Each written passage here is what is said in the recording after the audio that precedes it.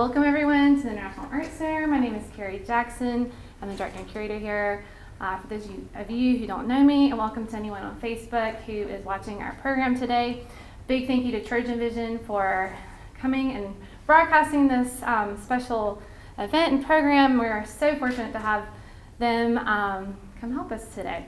A big special thanks to our ASL trainees, our student trainees, who are going to be interpreting for our in-person crowd today. So we have Lydia Standifer and Grace Hummel. So thank you for being here. Our sincere thanks to Alabama Humanities Alliance and the National Endowment for Humanities for their sponsorship through very gracious, generous grant funding. We're so thankful for that. And also I'd like to ask everyone to fill out the survey when they have a chance. So a little bit about our guests today. So we have Dr. Julia Brock, who is a public historian based at the University of Alabama, where she is a member of the history faculty and directs a concentration in public history. Her public history practice includes museums and collections work, community-based projects, and collaborations with contemporary artists to explore the narratives of Southern history. Since 2014, she's been a part of a curatorial collective, Selvage, which joins Brock and contemporary art curators Teresa Bramlett-Reeves and Kirsty Tepper. Okay, so we're so glad you're here today. And then we have Jamey Grimes, of course, who many people have been here to observe Kalmia, which we have up until January 12th of this of 2025. He's a distinguished artist and educator, and his work includes installations and large-scale sculptures and have been exhibited across the United States in various museums, galleries, public and private spaces. You'll definitely see two of his permanent works in the Montgomery Museum of Fine Arts. And he is also a professor of sculpture and museum studies at the University of Alabama, where they work together. And he's received fellowships from South Arts and the Alabama State Council of the Arts, among many other impressive accomplishments. So today we're here to talk about Kalmia and the collaborative project Flow Tuscaloosa that Dr. Brock and Jamey have worked on together. This is a beautiful project that tells the story of communities' connection to both nature and to each other. Also, I'd like to mention the conversation will continue on December 7th when we will have Jamey attend our Art Spark program, where we will invite our Troy families and also anyone who wants to attend to work on a project that is based off Flow Tuscaloosa. So I will turn it over to our guests. Thank you so much for attending. Thanks, Carrie. So I'll jump right in. I'm Jamey Grimes. I'm honored to be here. It's been a lovely experience getting to know the different students and faculty and being welcomed into the Troy community. So we appreciate you having us here. We wanted to talk today in a casual way. We open to questions at the end or even at any point along the way. I don't mind interruptions. What we want to do today is talk a little bit about the exhibit that we're under, but we really want to contextualize it in terms of how it relates to a different project, Flow Tuscaloosa. And so Julia and I met, I'm trying to remember what year we would have started all this stuff up, but somewhere around like 2019. 19? Yeah. So we met through a collaborative arts research initiative at the University of Alabama that was designed to bring different people together around the arts, but kind of partnering up different groups. So with Julia's history perspective and my sort of art perspective, we both actually had some very similar ideas about a project that we wanted to work on, and we were quickly involved in getting that plan. So we spent maybe 3 years getting things ready for our first Flow Tuscaloosa event. That would have been primarily in the spring of 2020, and we just repeated the project in, did we? Was it 2022? Yeah, sorry. Because COVID sort of slowed us down. COVID has erased my calendar brain. Yeah, same. But yeah, so in 22 we did our first public event, and we did it again last spring in 23. So what we'll do is, no, that's this year, 24. Yeah. See how I know, I'm totally empathetic. So what we want to do is show you a little bit about what Flow Tuscaloosa is, and we'll actually start with some of the products. So one of the first things that we did, I got to figure out full screen. Oh, look at me remembering hotkeys. So this video, it can just sort of play in the background, but this is Hurricane Creek. And this is a space that's just like a mile from my house. I've grown up in Tuscaloosa going to visit this spot. There's a lot of stories about Hurricane Creek in terms of its history. It has a I was interested in the kind of the ecology side of the story of Hurricane Creek, and was delighted that we could start talking more about the human history and the relationships to the creek as well. John Wathen is somebody that we're going to talk about. He's the creek keeper for Hurricane Creek, and he basically dedicated his life to bringing this space back from being basically an ecologically dead zone with a lot of pollution upriver, upstream from the creek.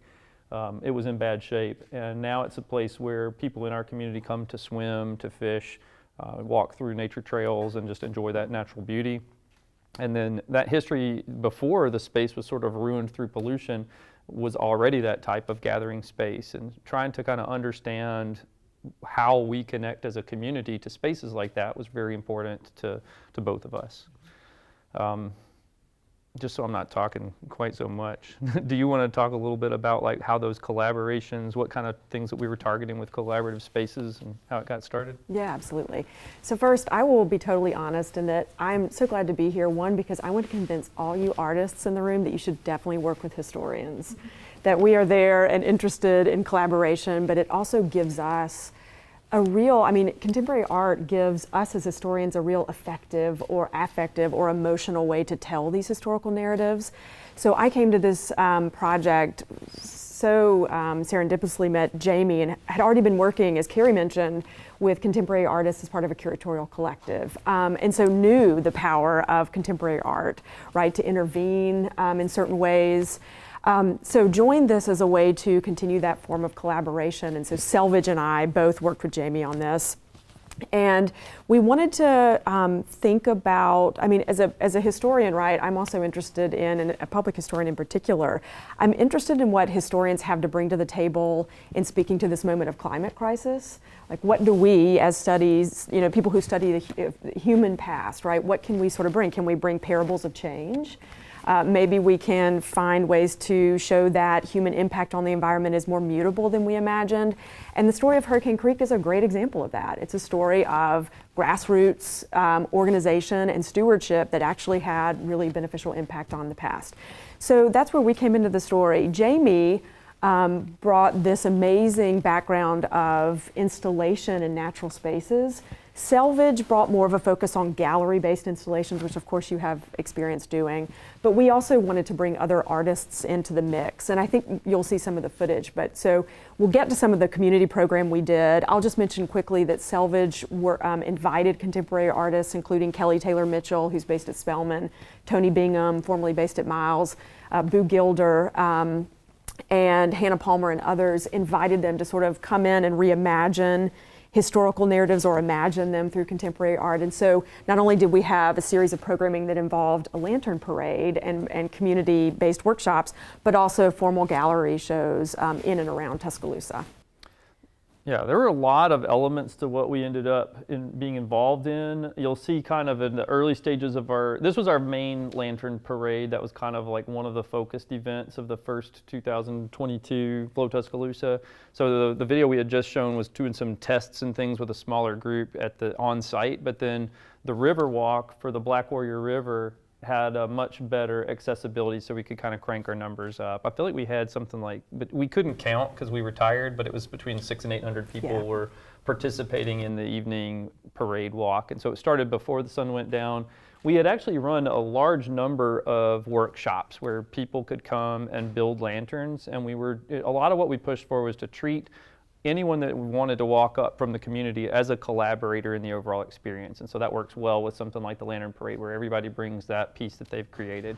We did try to have, we did some dramatic lighting along the Riverwalk spaces, and along with myself, we had other artists that were creating specific artwork that was already set up along the Riverwalk, kind of like decorative might be the wrong word, but they were making their statement with pieces that weren't being just carried around.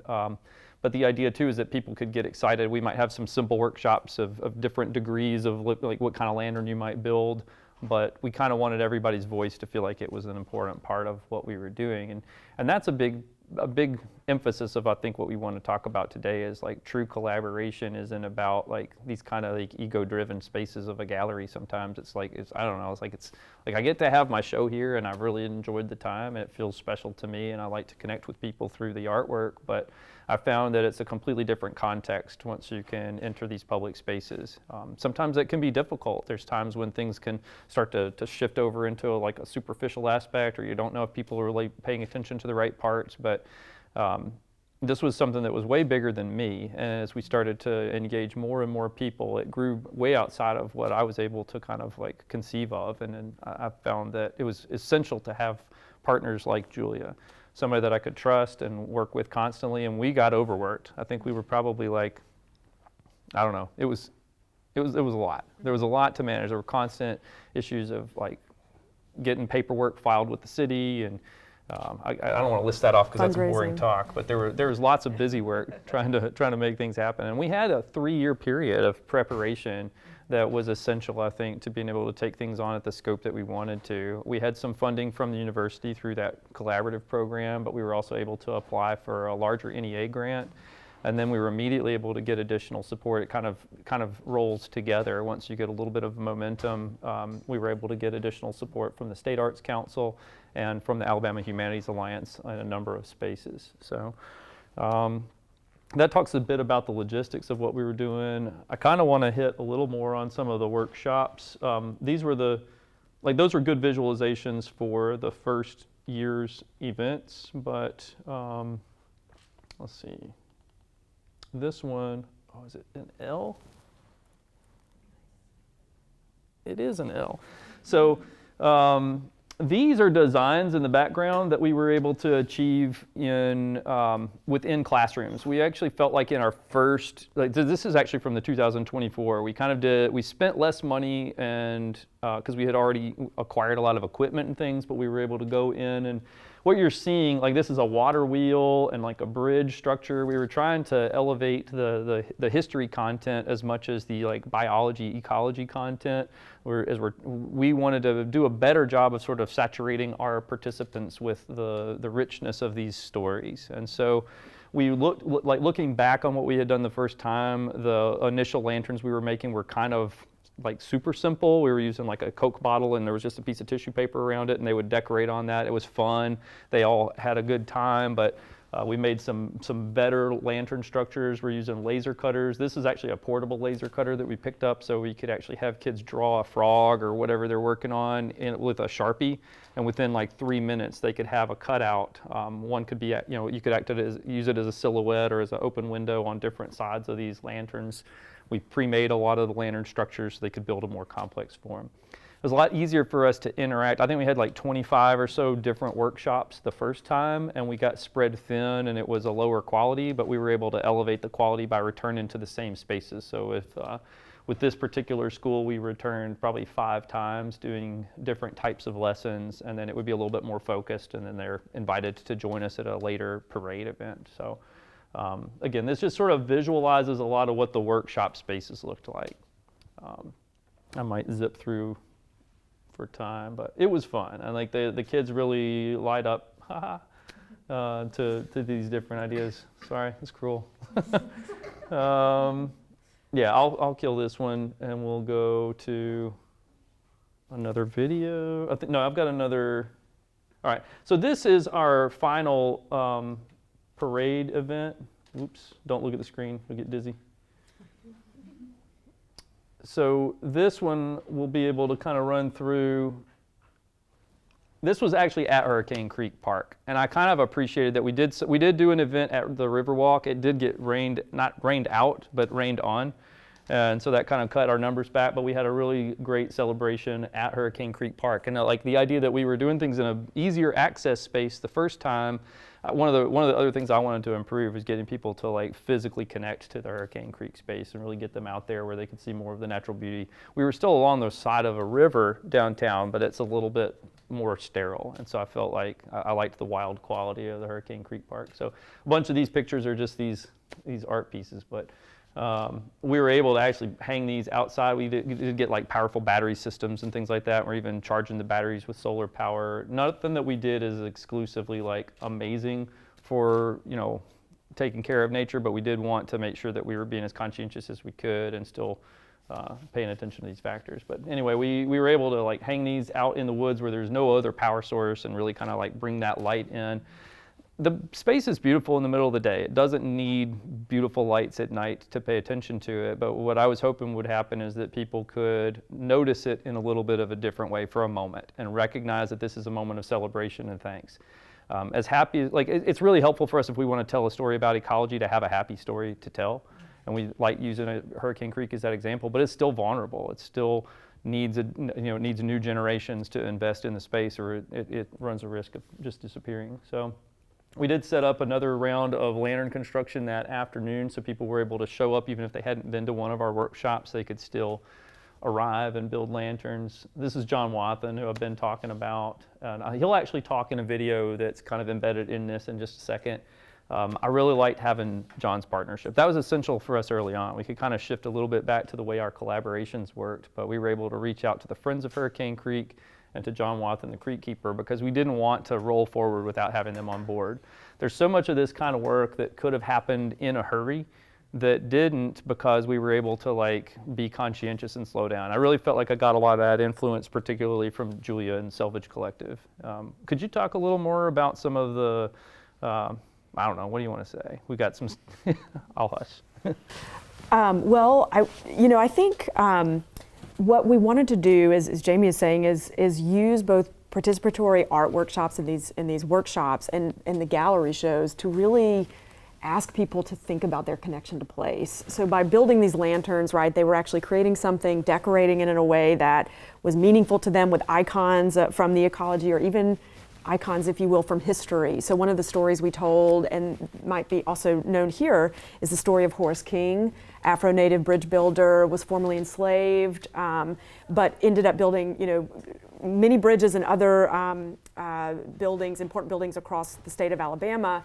He built a bridge over the Black Warrior River, and so we made an icon out of one of his truss covered bridges. And so we were trying to really kind of use these symbols to deepen, I think, connections to places and people from our shared past. I think it was not easy to kind of think about how to. I think like the beautiful mountain laurel flowers that Jamey created. How do you do that with complex human histories, right? How do you sort of make those icons? And so that was one of our ongoing conversations and complexities, but it was really, I think, robust in the end, the way we were able to grab some of those images from the past that evoked kind of an immediacy about the past. There's a lot to having people physically do something with their hands. So just the active learning experience of showing up and participating. Everybody shows up with a little glow about them, but I did it again. And I want to let it settle. Pun intended. But I remember one particular kid. He's a friend of mine that I've grown up with, or my friend's son, and he was so angry during the lantern workshop, and it was like he was like fired up about ecology, and he made, like, I would call it like a superhero on his lantern, but he was going around like murdering people that were doing awful things to the environment. I shouldn't talk about this right here, right now, but it was like I don't know, we were able to talk about it, and I was able to take this little kid seriously, despite like the violence that we had to like, let's quell that a little bit. But it's like how do we start conversations with people that have a different opinion than us? And I think there's a lot of room for that. We need it as our cultures are, like our community around Hurricane Creek. It's a great example of different people already coming together. They all show up and just swim there, but like everybody on the list ends up leaving a little bit of trash. You kind of come for fun. We treat it like it's a commodity. And the more we can have these moments where we come together to recognize what it is beyond that, the more everybody starts saying, hey, don't leave your trash, or remembering to pick up their own. And it's not just the trash, it's the idea of the history of this place. Like we could make an artificial, beautiful world. Like we could do it. We can destroy all of nature, and we can kind of build, like this is my doom speech, right? But like we could just build pretty things. But I like that Hurricane Creek is there, and it has been there, and it's our unique spot. So it's not something that we just if we let it die, we might understand those superficial things that we want to hang on to, but can we connect as a community? Can we recognize that this is fragile and that we're right here with it? So I don't want to get too sappy, but like those are challenging questions, and I ask those questions when I make like some artwork and hang it up in a gallery. But if we don't come and talk to you about Flow Tuscaloosa, these are pretty lamps, you know? Maybe somebody will read something on the wall and like maybe it'll nudge you in that direction a little bit. But I've been wrestling with that a lot as an artist. I still enjoy the gallery environment and want to do that stuff, but I was looking for some different experiences that could contextualize what I'm doing in a way that feels more, I don't know, relevant. So, but yeah, and I find that there are so many people that actually are hungry for that kind of stuff, and they need a little momentum, something to jump on board with. And then again, this wasn't my project, it wasn't your project, it was our project, and it went well beyond us. So I'll do John Wathen's video that was kind of in with this. Let me see if I can find this. Here we go. So this will be John narrating kind of, and he just did this all on his own. He's a busy dude. He's got a drone and he's kind of a hyper guy. He's awesome. I'm wondering if sound is going to work though. Won't if I don't turn it up. Let's see. I wonder if I have sound on here. Is there a, where'd the remote go? Oh, there it is. I was like, I know it's in here. I'm going to pull this whole thing down. Just watch. That might not even work, but we'll see what happens. I do. So I'll just pretend to be John. And John filmed this and he talks a lot about it. I can get y'all the link or whatever. I probably could figure it out, but I won't in time. That was my stress dream. So John was able to capture people coming through, but like what I appreciated about this video that he just put together was his enthusiasm about seeing anybody come out. He has been doing the hard work. Like he literally battles with people or in this area, coal mining. People have like shot at him in a helicopter before. Like he's got some crazy, crazy stories about what it's taken for him to make sure that this is a space that we can go visit and swim and enjoy. And so I think it meant a lot to me that he was invested in the project and that he seemed thankful about it. He appreciated just these simple, like he does a lot of photography himself, and we in fact incorporated his work in some of our like workshop spaces, and it would kind of travel around. So a lot of his photographs, they're beautiful, and some of them are kind of horribly beautiful, where he'll have like pictures of pollution and things that he's kind of documenting as a part of the rigor that goes with maintaining this space. But then he'll also have a raccoon in a tree or a great blue heron, and that he catches these beautiful moments too. And so I wanted to, you know, I really enjoyed having this dialogue with him and being able to spend time with him. I'd met him many times, and I'd hear him do presentations years and years ago. And every time I would meet him, I would see him again, and he would meet me for the first time because he's a big deal. And I'm like, oh gosh, it's John. So it was really fun for me to get on his radar and to be able to spend time just sitting by the creek after we had been hauling lights around all night long, and to just be able to spend that time. So that's how community forms, is you meet people and you share things. But I don't know, ramble. We kind of went through faster. We're not done because we can talk forever, but I wanted to make sure we covered all of that set of stuff. One thing we could do right now, it might not work, but I'm wondering if anybody has thoughts or questions, because that way you could actually follow that to a more meaningful space than what'll happen if I just keep talking. But I'm wondering if anybody's got thoughts on this stuff in any way. What do you see next for Flow Tuscaloosa? Like, what is your next step? It's hard. I think it's challenging for me to dedicate the time again. We did 2 years between like the two parade events, and I think people are hungry for it to come back. Look at that. There's a picture. So we had one group that we were working with was this maker space. The idea that there's a place where people can come and kind of build their own lanterns is something we wanted to get that out into the world where people could start to take a little more initiative to do these types of things.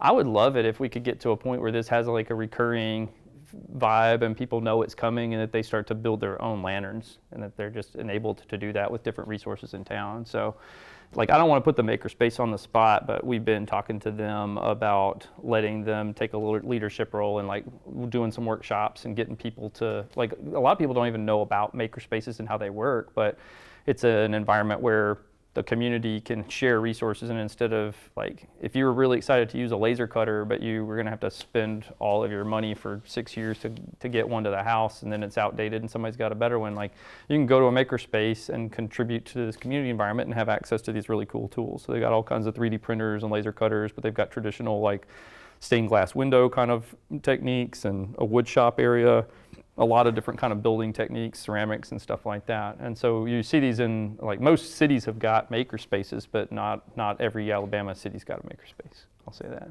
So I want to encourage them to succeed, and I want to see, like, they become another partner, right? They helped us do a lot of different kind of promotional materials, and we were able to host events there and kind of like train our volunteers, give them a chance to build lanterns and things like that in a space such as the maker space. So that's one potential strategy, is finding spaces like that need that activity and benefit from it, and kind of like hand some things over to them. But it's also irresponsible for me to just be like, here's all of it, good luck, right? That could be cruel, and but yeah, we'll have nightmare flashbacks of what's getting posted tomorrow and how much work have we got to do. But if you're not by yourself, it's a lot easier to get through that.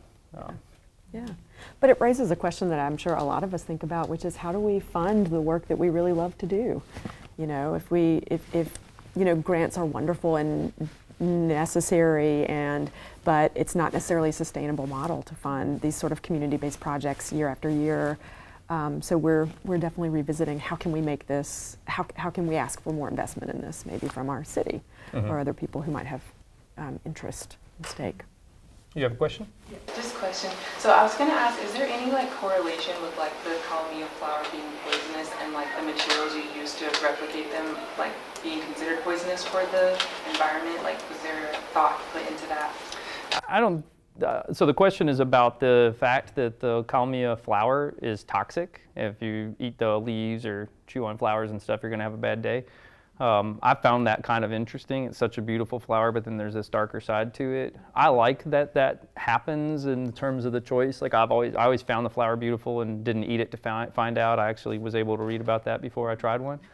So it wasn't something that was a direct influence that had to be in my narrative with the work, but I find when I'm making my artwork pieces, it's usually less literal than a lot of the things that we're talking about through something like Flow Tuscaloosa. So in a lot of ways, this doesn't need all that extra context. It's part of that creek environment, and it's a beautiful flower that you find in those spaces, and it's why I did it, is because of my connection to that space.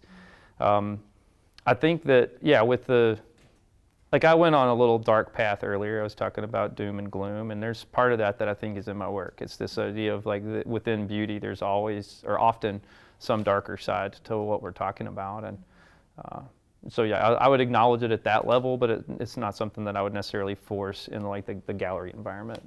But yeah, thanks for the question. Hey, Will. Julia, I'm curious, one, if you could talk a little bit about the field of public history, and then also your experience as a trained historian, but kind of how you began working with artists at the beginning of your career to kind of where you are now, and how that's progressed for you. Yeah, thank you. Yeah, if you haven't heard of the field of public history, it's kind of an umbrella term that's often used to denote certain vocational paths for historians who don't want to work in the classroom, for example.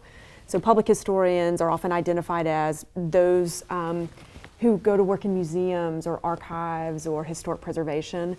But another way to think about it is the process of doing history.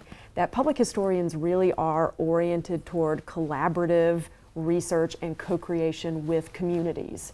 And those communities can be, different depending on where you're based. And what is beautiful about working in a university setting as a public historian is you're often choosing those projects. And so I do, in my own work, I work with communities to do oral history and to do small exhibits or to work on collections and things like that. And so it varies. I almost feel like an extension agent of sorts, but one that's focused on preserving and saving the past and empowering people to do that as they wish to do that. In my own career, my first job out of graduate school was at a Holocaust and World War II museum that's based at Kennesaw State University outside of Atlanta. You may have heard of it. But I was part of a larger unit, Museums, Archives, and Rare Books, and got to work with a lot of dynamic folks. And we were just at the time opening the Zuckerman Museum of Art at Kennesaw State. And that was staffed by two wonderful contemporary art curators whom Carrie already named, Teresa Bramlett-Reeves and Kirsty Tepper. And just over the course of working with them, we discovered that we had some shared interests. And so we worked together on a show at the Zuckerman titled Hearsay, and it was an exploration of gossip and hearsay and rumor in Southern narrative. And so it was a show of almost, it was a multi-artist, multi-installation show in their galleries. And we so loved working together and realized that there's a lot of ways that historians or humanists more broadly can collaborate with artists that is very generative. It felt like very creative work. It felt like a super cool way to approach archival research. So for you artists in the room, I mean, the archive itself is a kind of a fragmentary place of both like great brutality and great beauty, where I think you can find inspiration. And so that's what we found, that we could kind of come together around narrative and interesting ways of approaching the narrative of Southern history. And so we continue to work as a collective, often in kind of independent commissioned work. So we did a piece for the Carson McCullers Center at Columbus State. You might know that writing center, where we explored the alleyway as a metaphor in Carson McCullers' fiction. We did a project in Kilkenny, Ireland, because one of our members had a Fulbright there, where we looked at the theme of grafting. And so we did a lot. So when we were thinking about our next project after the Kilkenny project, one of our members said, I really want to plan a parade. And then we met Jamey, and who was also thinking about a parade, and much more deeply about community-based engagement with kind of ecology and environmental humanities. So I continue to benefit from this work as a historian. I really benefit from working with artists. It helps me see the kind of histories that I study in a different way, literally. And again, I think art can have an immediacy that sometimes you don't get from reading history in a book, right? There's something very immediate about approaching the work of an artist who's really tangling and grappling with sometimes complex historical issues, especially if they come from the histories that surround us, that we share in this particular region. So thank you for the question. Yeah, I think it's really easy for any of us to get sort of stuck in our lane of expertise. And like for me, the version of that was like, I keep doing just gallery shows and I'm thinking about other things, but I'm not able to really start those conversations. And so something like Flow Tuscaloosa becomes a catalyst for me for getting outside of that space and recontextualizing conversations with my audience, right? But I found that all of us would get out of our comfort zone. When you look at anybody on our large collaborative list, everybody would at some point get out of their comfort zone, but it was important as well to balance that with what are people's motives. Like with anybody that wants to come to the table and participate, you have to take the time to think about how they're going to not get burned out. And like, because if you want this to happen again, you want people to get so excited at the end of the event that they're asking you, oh, I've got a great idea, this is what you should have done, let's do this next time. And when people were running up to us after the first parade and asking us about telling us what we needed to do next time, I wanted to say, I didn't plan the next time, because I'm tired.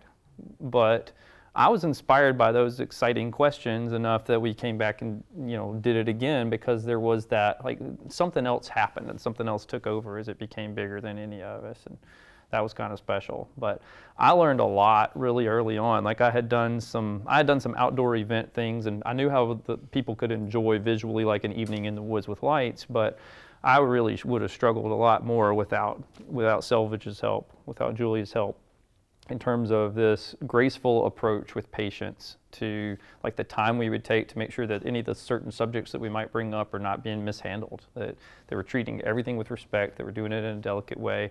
We were able to get support from a lot of like bold grant agencies that wanted to see us do the type of work that we were proposing to do. But you can always kind of translate that into a watered down version and kind of just check the minimum boxes and try to get through the process. But the idea that I feel like we gained partners in each of these like funding agencies, that we felt like we were joining their mission. And sometimes it gives you more work to do.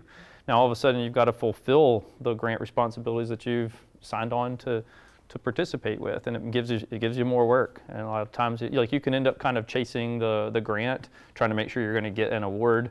You check all their boxes, and now all of a sudden, you got the money and you got to do it. And that can feel really awkward for a minute, but with a good team, like, you're able to respond to that effectively. And without enough money, you feel like people aren't being valued for their time, and that's where people start to get burned out and don't want to come back, and like trying to figure out how to budget all of that. You can ask hard questions like, we bought a bunch of light bulbs, but would it have been better to buy a bunch of trash cans or something? Like what are the practical things? And so we are playing this game too of how much influence does this have? Is it worth all the energy that we're putting into it? And you can ask similar questions about electric cars or something, and we can get kind of caught in some is it worth building batteries or something, right? Like you can get lost in those moments, right? That's an example. I don't want us to actually have that conversation right now today, but I want to point out that those are the kinds of moments that anybody has to wrestle with if you take on something that you're risking everything by putting things out into the public eye. But if we don't start doing a better job of communicating, I don't know where our culture is going to end up, and there's a lot there. It's just important that we meet each other, and especially if we're coming from different places. So I don't know. Ramble. I'm interested in some of the survey questions or things that I was trying to turn into simple survey questions and did awkwardly, but I'm wondering things like, what do y'all like to do in Troy? What community things bring you together? What things do you care about that you still want to see in 20 years? Like, if y'all were to do something here in Troy, what does it already look like, and what could it look like? I'm curious what you've got going on here. I've had some hints. I maybe got some answers. You'll never tell me if I don't quit talking. I think I just want to see more things for college students to do. I got the opportunity to teach some classes for kids and stuff, but I want to do some type of collective coffee and crafting for just an older generation here, because I think a lot of people, they're willing to travel out of town to do things, but I want there to be more of a community for people who graduate from Troy, or just people who just live in Troy that are older than 10 years old. Yeah. That sounds nice. And just living in as you well know, in Tuscaloosa, having a community or living in a place that you have almost two distinct audiences that overlap at times. You have the university, and then you have the community outside of the university, and being one of the cultural hubs, we find that if you market towards the university, or if you market to everyone, it gets muddled sometimes, and it's kind of hard to get both to come together. So I do feel like there's a moment that could be improved, because if sometimes you have to market to the university to get the university to come, or you have to market to the public. So I do feel like there is room for improvement for college city setting. What do you see in Tuscaloosa? Do you see a lot of overlap between the university and the community as a whole, or do you think that a lot of times they're separate audiences? I'm just curious. Probably both. Yeah. We have some football stuff that happens in Tuscaloosa. No, but I get worn out with that anyway, and that's a lot of what we were trying to emphasize. Is there were a lot of people within the city that wanted to promote so many other aspects of Tuscaloosa than football. You don't want to fight against football, but it's there are other things. What if football just some Thanos snap and it was over, no more football? That's what that glove did. I'm on the wrong tangent here. Then what would we be left with? And there's plenty. There's a lot going on. So we got a lot of good support from the city, but this is an interesting angle too. We would have to strategize what we were going after with different grants. And so Flow Tuscaloosa was almost too big to talk about. If we were using Flow Tuscaloosa to kind of apply for the next grant, we got pretty good at grant language, and we had lots of different blurbs and things, but we were able to do certain strategies where some stuff would be catered to and through the university's resources. Some might go through the city or the local arts council, and so we would kind of section things off. So for example, like the university and the NEA were hosting a lot of the gallery exhibits that Selvage Collective was curating, and that was in 3 different spaces. There was a lot going on with that, a lot of moving parts. It was very focused, and it had this level of quality in terms of how we were treating the artists and how we were presenting that to the public. With the parade aspect, it felt more like raw or chaotic because of the logistical things of like blocking off roads, or do we need police here? And there were a lot of logistical elements. And so when you start talking to the city about that, they've got kind of a checklist, and we're trying to pair that up with grant support and what can we hang in trees. And it was a very different animal. And so we were able to use completely different grants for completely different aspects of the project. So we could grow things, and it benefited from being kind of under this larger umbrella of Flow Tuscaloosa. But we might seek grants that are just for 3 artists along the Riverwalk and a few workshops, and then a different set of grants might be dealing with the gallery environments and things like that. And we're trying to get as much crossover as we can. So anytime, like, you know, it's really hard to handle even all of the social media, what kind of printed materials are we going to be able to generate? And so specific organizations might prioritize that in their mission. If they're going to help to fund us, they might help more with publication materials and things like that, so that we've got this continual message, because people are showing up, like people are wandering in because it's art night and they're able to make a lantern at the Dinah Washington or something. So this art center, they show up and it just happens, and they're overjoyed and having a great time, and the kids are like wandering off, and I'm like, don't forget, like this is also, you can come to the parade or come and see the art show. And so we're trying to connect to these spaces, but it's kind of fun when you're grabbing people that would never be in your art gallery audience and able to kind of like guide them to that experience. So we want people to, again, get out of their comfort zone and try all this different stuff out. And it has to be kind of a multifaceted thing to do what we were able to do.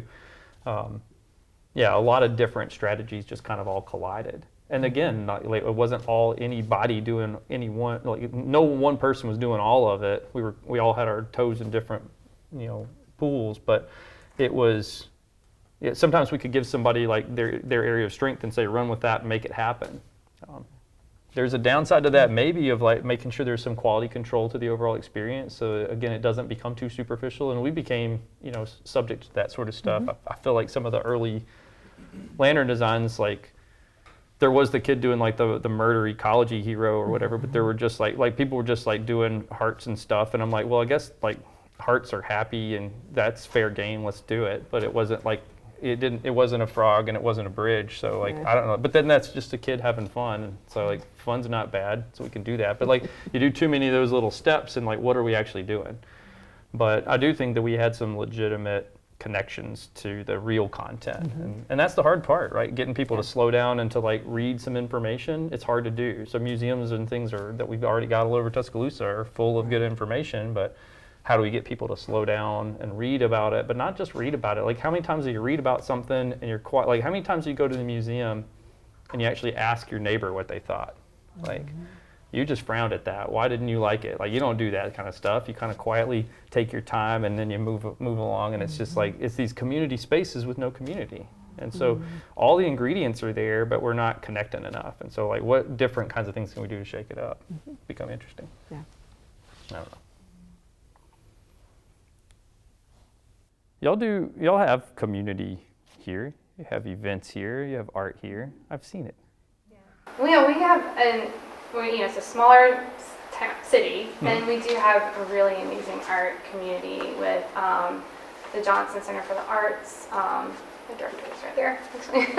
And we do a lot of cross collaboration. So it's an ongoing effort just to make sure that we utilize our resources the best way possible, because there are a lot of creatives in this area. And it's like finding the outlets and meeting the people that can further project what you want to do in your ideas, and helping that develop into something a little more interesting. So that's great what you guys do. It's fun. Like, you were talking a little bit ago about trying to make something maybe happen, doing workshops and things, and getting active and just working with other artists in your community. there's times like that where we thought we were starting something up, we knew what we needed, and we start to try to build it from scratch, and then we realize that somebody's already doing it. And that can be a little insulting to the people that have been working really hard, already doing what you're trying to say you're going to build. And so, like, instead of those kinds of ego moments where we're trying to create everything or get credit for things, it's nice to retreat from that kind of approach and invite somebody to do what they do well. So, like, joining forces, it's like we're actually doing a disservice right now to not actually show like our full sponsor list. It might have popped up in a video because we've got a bunch of those. Check our website. But I would feel like a jerk if I tried to list out all of our partners, because I know I would forget somebody, and that's a good feeling and a bad feeling. It's good to know that we had that much support, and it's bad to know that it's hard. Like, I'm bad at remembering people like that. So. I think it's important to recognize that you probably actually have a lot of opportunity just sitting around, and everything needs a little bit of help. Everything does. So if somebody's doing something good somewhere, it's worth it to just go get involved. That's community. It's just, you're joining community by just being out there and helping it with something that you're interested in. So. Well, I think it's important to know part of your project is that the participants had some sort of ownership in it, that everyone likes to physically make something. There's just, no matter if you're in the arts background, or there's just something very human about it, and creating it alongside the other participants. So it was that, I don't know if you want to say any more about that, what people's reactions were to actually creating an object and having it on display for other people to see, and just feeling like they were part of that project, more than just an observer. I think we clued into that pretty early on. That you wanted one of the core philosophies was that everybody that builds something or even just shows up with a smile is contributing to what our goal is. Because our goal is not like a plastic flower. Our goal is community. And so if it can happen in any moment, everybody that's contributing to that is a collaborator.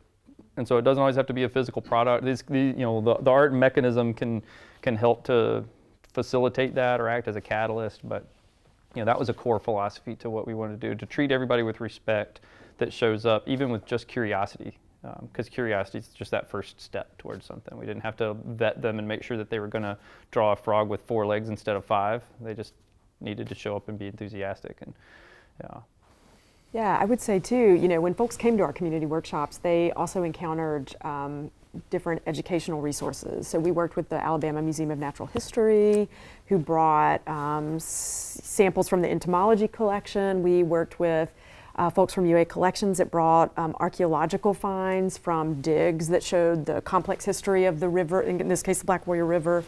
And so they were also having conversations with educators of all kinds, and then they would build the lanterns.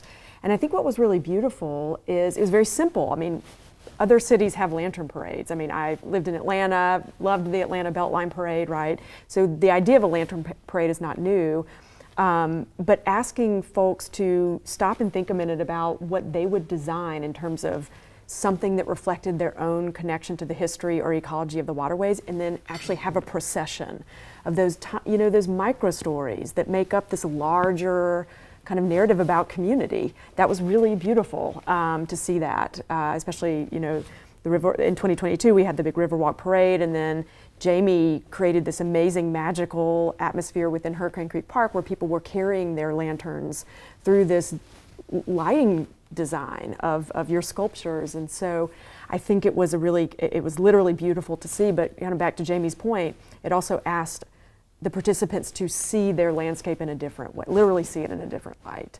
And I think that was powerful. And we also gave evaluation, or we had assessment for our grant, and the feedback was overwhelmingly positive. That folks generally said that they learned something new about the history and ecology of Hurricane Creek and the Black Warrior River, that they wanted to see more events like this, that they felt like there were others who were stewarding the environment in their community. And so generally we saw the outcomes that we hoped to see, at least as reflected in those evaluations at the end of the project. Yeah. But I think that you're getting to exactly what we hoped to do, which was ask folks to have ownership. Tell their story. It's creating a whole, it's going to be a historical narrative. It becomes part of that history of that place. But absolutely. It might be ephemeral, but it happened. what's next? What's brewing?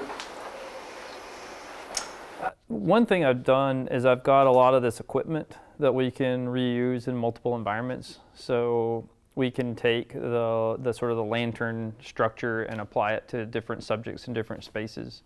So I joined kind of a group that is dealing with Gulf Coast ecology issues, and so we're looking for spaces. I'm not in a hurry to do it, we want to do it right, but we're looking at ways to bring that to maybe, like, I would like as a kind of an Alabama representative to do some coastal things around Dauphin Island, and there's a lot of good education going on there where we might enter that space and kind of add an art element. Again, I could go in and try to do ecology lessons, and I have a little bit of biology background, but instead finding the strong partners that are already doing that so well, trying to partner up with folks like that. And there's a lot of different, groups that have an initiative to connect community through art and education, science, and things like that.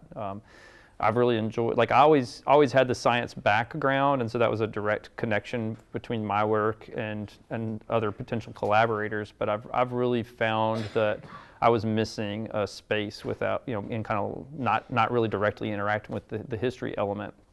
I kind of treated history like it was external to these spaces, and to really rethink it, like, I'm humbled by, like, what I can see now when we go through. And just at Hurricane Creek the other day, kind of hanging out on the shore, we're right at this spot where there's these old beams that have been there for hundreds of years from mills that have been taken down since, and you can see the rock stacks as they pour out. And I'm all interested in the flow of the water and what it looks like and how beautiful it is, but to know that history is there, and to, like, that log has been there that long, it enriches my experience when I'm back in those spaces. And so I'm still looking for those kinds of connections too when we find these other spots. So it's like we could go and we could take the formula of Flow Tuscaloosa and we could apply it in other spaces. I'm not opposed to staying in Tuscaloosa to do it, but I'm sort of pushed in terms of my career motivations. I need to kind of, like, work outside of the region too. So it's nice to be able to take the batteries, the lights themselves that we have little USB rechargeable lights that you can see in most of those lanterns. We've got a lot of the pre-cut lantern forms, and I've got a lot of supplies and things, so I can take those and sort of set up shop somewhere, and we can do a workshop and have a community event. And there's just different ways to do that. So I'm always looking for ways that could grow. I love things like just like botanical gardens and stuff like that, where there's a lot of concentrated beauty, but again, taking that moment where you can look at it in a different way at night, lit up. A lot of people are doing that. It's not new, it's not a novel idea, but that's something I've enjoyed. That was something that I wasn't doing as much of before. So I don't have a contract set up, but it's certainly in my future to do more lantern parade type events. But I wouldn't want to just show up and light it up and kind of walk through. I like the idea that we could, like, slow down and kind of have it connect over a period of months with, in those deeper connections. Yeah. Yes. I'd be curious about your process for engaging schools. Did you have people who were already engaged in the arts, ready to sign on board, or was it, were you going into schools that might have had some hesitancy or some reservations about scheduling that into their class time? Because what we find in this community is that teachers, administrators are overburdened with what is required of them, and it's hard to get that time or that commitment from teachers to allow the arts into their class time. So what was your process with that, and how did you find participants? Yeah, I mean, it was a full spectrum. I think we had partners that would officially be enthusiastic, but it never came to fruition because of the types of hurdles that you're talking about. It's just so difficult, the demands of their time in that environment. I feel for them when I go into these sort of like sixth grade environments and try to watch what's happening. It's hard to keep pace. With, like, I teach college, but it's just, like, so chill and casual compared. Like, it stresses me out to walk into a sixth grade class, but it's a lot of fun when you get in there. You have to be able to offer something and be patient. You have to listen. You have to figure out what their motives are. So a lot of that language I was already using comes from those interactions with the schools. We learned a lot fast, and some of it we learned slow, but you have to find the right partner, and partner can be a person, it can be an institute. Like, sometimes the principal is being very supportive, and you get a couple letters bounced around, but you're waiting 6 months to hear back from somebody, and the time runs out. One of our other strategies or mottos was that if we come across a great idea while we're trying to get something done and we're on a timeline, the idea needs to be big enough that you can say, that's a great idea for next time. And be able to follow through with that in some capacity. And right now, like, the hole is open of when will the next Flow Tuscaloosa be.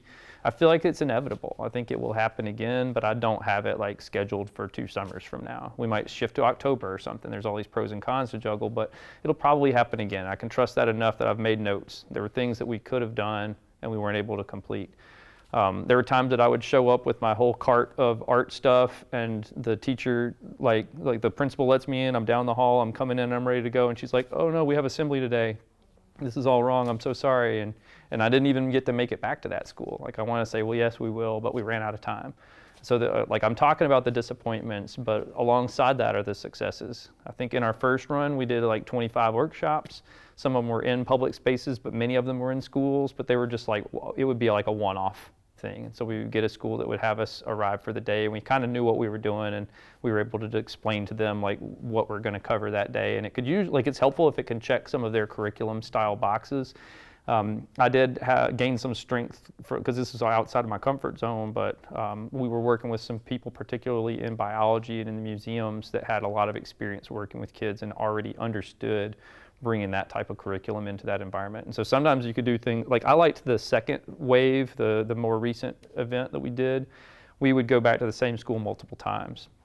So we even created these like micro exhibits as a part of a completely separate project, but it would be about frog ecology. And so this micro exhibit would arrive at the school. The kids would get hands-on time playing with plastic frogs, learning a lesson from a trained scientist that really knew the material. And then we would follow up with lantern events that would be based on just specifically the frogs for those. So we weren't like covering everything Flow Tuscaloosa, but this fit under the umbrella, and we were able to connect these pieces. They get really excited about technology, so bringing things like the laser cutter into the classroom, doing that in a safe way, being able to provide assurances that we've got safety glasses and fire extinguishers and all these kinds of things. It's like some people get super nervous about that, and it's just a no, but sometimes it would work out really well and get people excited. So we would bring supplies. We were able to benefit from the grant funding and stuff that we had, so we weren't using up all of their markers. We would just kind of get our set out, and it's getting, progressively destroyed over time, and you just expect that. So bringing supplies, understanding curriculum requirements, being patient, and kind of communicating as far in advance as possible. One of the things we wanted to do is do more field trips. I wanted to get those kids that we worked with multiple times out to Hurricane Creek. And one example, we were going to do, one thing I want to do still is a sunset canoe float, where we'd have, even if it was 10 kids or something like that, where we could get a bunch of people in canoes, put lights on the boats, light up a section of the creek the way we're lighting it up for the walks. But to do that in the water, I think that would be a very transformative experience in a way that it goes one level beyond just sort of walking up, stepping into it, and walking back out. There's this immersion in nature that I'm interested in. So, but I didn't get to do those types of field trips for different reasons. There were logistical hurdles that we didn't overcome. So those are the types of experiences that I'm still seeking, is that kind of time with nature, time with these spaces, where that's another way, in addition to hands-on time with the lantern, that ties people to a space and allows them to ask those questions about who lived here before, what has this land been like for thousands of years, or 10 years ago even. Thank you so much. Thank you. And again, I just thank you for coming and being here and having this conversation. It's gotten me thinking about ways that we could potentially, join this movement, the Flow Tuscaloosa. Maybe we'll have you back to help us start something like that. A big thanks again to the Alabama Humanities Alliance and the National Endowment for Humanities, and just for everyone for being here.